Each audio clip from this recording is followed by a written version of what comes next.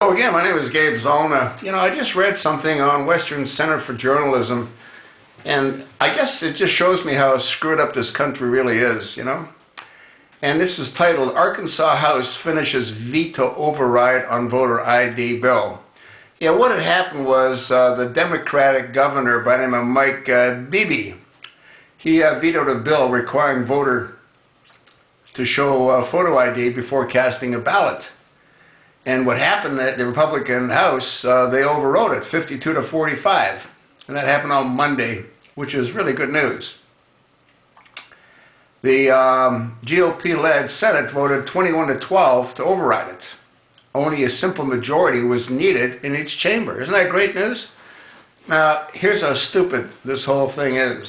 Arkansas law currently requires poll workers to ask for identification. However, voters without identification can still vote. Huh? Does this make any sense to anyone out there? Because it doesn't make any sense to me. You know what I mean? You got a governor that puts together a bill to override requiring voter ID. The Republicans, they override his veto.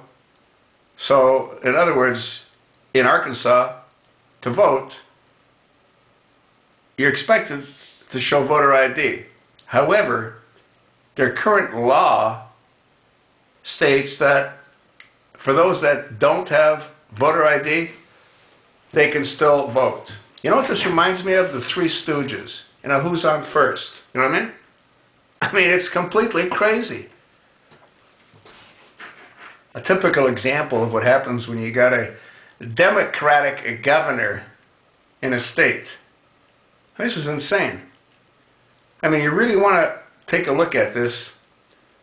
I read it 2 or 3 times because I couldn't believe I was reading what I was reading. I mean, it doesn't make any sense. This makes absolutely no sense, none whatsoever.